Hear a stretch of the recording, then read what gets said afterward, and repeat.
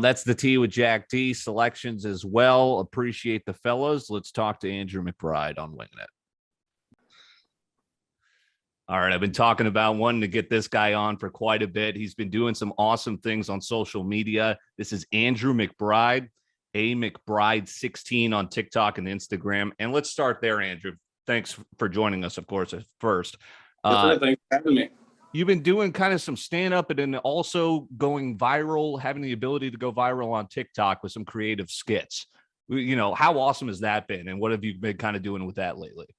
Dude, that was awesome. You know, it's always cool to like have something in your head and bring it to life and get the feedback that you're looking for. But I mean, honestly, that stuff just kind of stemmed from the whole comedy thing. You know, the hardest thing about comedy down here is finding stage time. And when you have all these creative ideas, dude, you got to put them somewhere. And you know, that's the beautiful thing about technology nowadays is there's so many outlets to get such different things out there. So, you know, just kind of ran with it. But, you know, I've definitely kind of slowed down a little more on the TikToks the last few weeks just because I've been focused on the comedy. But, sure, dude, I love getting out there, especially making people laugh in any way I can, dude. I love it. That's what's so funny about hanging out with you is every left and right, it's a joke off your mouth. So when you told us, or like me and Idella, you're getting into it, I was pumped, dude. I was like, yeah, I see nothing more than this kid getting a whole crowd just laughing about some like touchy subjects. Like you approach those like, yeah, you got the balance of finding like, where's the line with my crowd or like my audience, and then how far can I push it kind of thing. And it's actually crazy because I mean, everyone always thinks with like everything nowadays that like if you get on stage, you can't talk about a lot of stuff. And I mean, obviously there's obvious things you can't talk about, but I mean, once you get there and you see some of the stuff that people say, like you're like, wow, like, you know, you can actually push the line a lot farther than you even thought. So, you know, that was like one of the biggest questions people asked me. It was like, oh, like, do you feel like you can't even tell jokes nowadays? And it's like, if anything, it's the opposite, you know, like obviously you'll say like a joke and there's always going to be that one or two people in the crowd that disagree. But like now everybody will like aim towards the heckler, you know, and then everybody else in the room is starting to hate on them too. So it's like, you could have kept your mouth shut. Like, well, what are some of the difficulties and challenges that getting into it? Because you mentioned, I'm fascinated with how comedy is changing. Like obviously stand up is the glory days, and then you had COVID and now it's post COVID. Yeah. What have you learned since you've kind of dipped your toe into it? Yeah, well, I mean, I kind of got lucky, and I didn't start right at COVID, so I didn't have that huge gap that a lot of comedians did, where they started and then they just kind of had to stop. But I mean, honestly, dude, the hardest part is just getting over the fear on getting on stage. And like the way that I looked at it is, I was like, you know, I've done a lot of stupid stuff in my life, and there's probably nothing that I've already done that can make me look any worse. So, you know, screw it. And then also, like, you know, in comedy, you always know that first time is going to be your absolute worst. So, sure, you know, it's only up from there, you know, and it's like anything else, you know, even if you're funny with your friends and whatnot, you know, still getting on stage, it's a totally different thing. And just like trying anything new, you're not going to be the best when you first get on there, but you work at it, you know.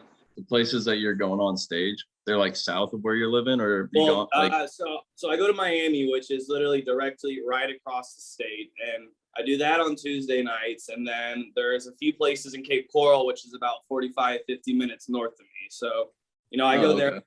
There's really not too much, you know, local comedy here. There's one big club, but they got so big during COVID because Florida was the only place that was open that now they rarely have open mics. So, you know, it's really one of those things that if you want to make it work, you got to go out there and grind.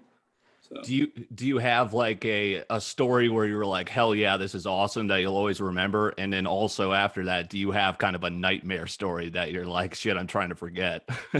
I mean, I wouldn't say nightmare yet. And if anything, the nightmare story would definitely be my first time getting on stage. You know, like all my friends told me like, oh, you know, you're going to do great. So dude, I was so cocky. I didn't even write jokes. You know, I had like 2 or 3 things that I wanted to talk about. And I thought it was going to destroy. And like, I get up there, the nerves hit me. I was not expecting that at all, dude. I totally froze. I could barely even speak. And yeah, I mean, I even looked for some help in the crowd, and like this one lady, she was like, "You're the one that decided to get up there." You know, so that would be my nightmare story. And you know, the best one would be, you know, that first time you get like the whole room to laugh. Like there is not a better feeling than like saying something and just, like I said, getting that response, and, I've been in a room where there was like 160 people. So when they do that, dude, it sounds awesome. It sounds awesome. That's what you said when we last were shredding the gnar in Colorado. You were just like, once you get a crowd laughing, then it's just like, okay. Like, exactly. Yeah, for sure. So talk a little bit about, obviously we go back to our St. Louis days. You're living in Florida now. What has that been like, and what are some of the differences there? Do you try and get back? I see you're obviously still a Rams fan, even though they left us, but yeah. I left first. Maybe they were trying to follow me, but they couldn't. Florida, there was too many football teams down here already. Yeah. But, honestly, obviously anywhere you go, people are going to be different. But like the thing, honestly, that I noticed, that it's kind of weird to say, but it's not like there's not really a culture, In St. Louis, we're a baseball town. Everybody, we bleed the Cardinals, the Blues. It doesn't matter where your background is from. You go to a Cardinals game, you basically are a family. Here, Yep. It's everybody from every part of the, the world. Honestly, that's how south I am, at least, that it's so international. So, if anything, there's not like that core, that core at home. And that's definitely like the biggest thing that I miss. And that's half the reason why, I come back so much. I stay so, such in touch with everyone back home, because, you never want to forget where you came from. And, I'm proud to be from St. Louis. So. Yeah. So you were talking about possibly moving out to California. Is that still in the books, or are you gonna? Nah, that kind of fell through. Just the timing and everything, and the way that the market was. It really didn't make sense. And some of the comedians that I've worked with, they came over from LA, and they were saying like, you're struggling to find stage time here, where it's going to be just as bad, if not worse, there, because there's more comedy places, but everyone and their mother is trying to get in. And like another thing that I used to think is like Naples isn't really a comedy city, so I was like, you can't really get big in a city that doesn't really have comedy. So that's why I was thinking LA. But, then I kind of switched my perspective, and I was like, if you can bring comedy to a city that doesn't have it and shake the room, so to speak, you are going to get so much more notice than if I do this in LA, because everybody is doing it. Nobody's doing this. So that's super smart, because we've talked to Andrew Klinkhammer too, who like went through living in LA, and it's like you get to deal with no state income tax in Florida versus paying out your ass, fucking across the way. And that was another thing, is I was like, I'm happy with where I'm at and how long I've been in comedy, but at the same time, I'm nowhere near ready to move out to LA. I would end up going broke before anything happened, and I would just be right back to square one, but with no money. So it was definitely I was looking really forward to it, living with Germ, but it was definitely a mature choice to stay. Yeah. So then are you looking at buying houses, bro? Florida man? That's the move, right? Definitely buy something within the next couple of months, the way the market is. But right now, I got a pretty sweet deal at where I'm at, so I'm just renting, keeping my options open. Yeah, I had to, the market was so insane up here in the Twin Cities, and then we just lucked out by stumbling into a house and catching a bargain. My last thing there kind of is, what was your goal? I love kind of your vision, what you're doing. You've obviously got the smart ambition to kind of make your own self. You mentioned the internet as a useful tool so you can do comedy wherever. What are some of your goals? So the end goal, honestly, is, I definitely want to make it in stand-up comedy. I definitely have some mile markers in there that I want to get to, but within the next year, I definitely want to be headlining. Right now, I'm just kind of landing guest spots. So, headlining is definitely something that's big on the list. It's kind of corny, but everyone's going to say as a comedian, they want to perform at Madison Square Garden. So that, that's the grand slam right there. You got to take baby steps. So that's kind of where I'm at with that. And then, TikToks, I have some up my sleeve that I definitely want to get out there. But, one of the hardest things too is finding people that are willing to put in the work with you, and then also finding times that match with everybody. So, that's definitely been a little hard lately, but we got some stuff up their sleeves that we want to get out there.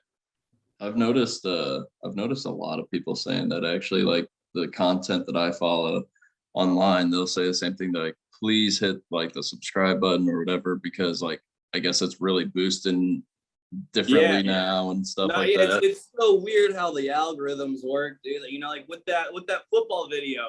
I mean, me and one of my buddies, we posted the same video, but like, you know, I used the right hashtags and then boom. Like, Oh yeah. so it's like weird stuff like that. And, you know, another thing too, when it comes to, you know, making content is I like to be original and stuff like that. I don't like to do everything that is trending, you know, and, you know, sometimes I do it just to stay, you know, in the game. But once I feel like I'm just following what everyone's doing, that's typically when I'll take a little step back and be like, let me put my focus on something else.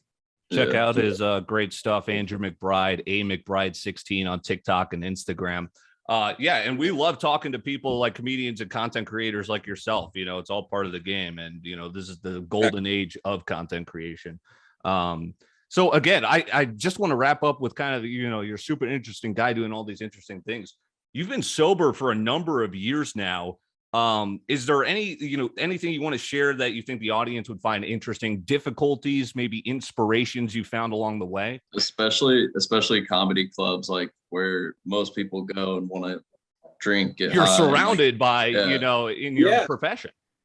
Yeah, I mean, I've been sober for a little over a year and a half, and I mean, like at the end of the day, when it comes to getting sober, I mean, you have to definitely want to do it for yourself. There's people out there that, you know, they might have a bad weekend or something, and that's why they're thinking about quitting, and that's why that never works. You kind of have to say enough is enough. You know, it's fun until it's not fun. You know, when you start waking up in a jail cell next to some smelly homeless dude, you know, definitely loses its touch. So, sure. I mean, that's the main thing. Is I was starting to look at the consequences.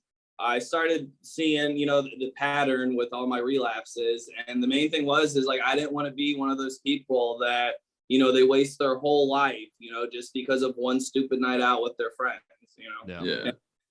That was the main thing is, you know, after waking up after a blackout, you know, if I was in a jail cell, you could tell me that I hit someone and I would have no idea, you know. And there's people that they throw their entire life away. You know, you saw what happened with Ruggs or with the Raiders player, you know, perfect example, dude. So yeah, that's tough. Worth it.